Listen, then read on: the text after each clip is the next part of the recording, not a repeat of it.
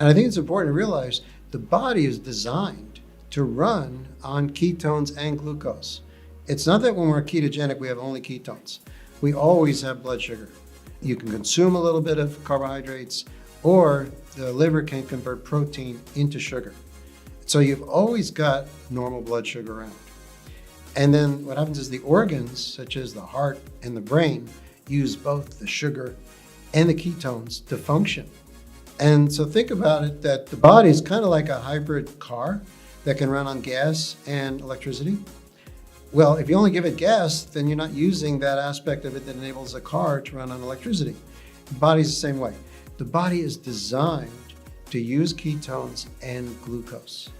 And the real problem is if we're eating lots of sugar and we're not supplementing with ketones, then the heart and the brain, the other organs, never see ketones. And so they don't run very efficiently. When you have a high percentage of calories from fat, moderate from protein, then almost no carbohydrates, then the liver is forced to burn your own body fat. And so when you burn your own body fat, the liver converts the fat into ketones.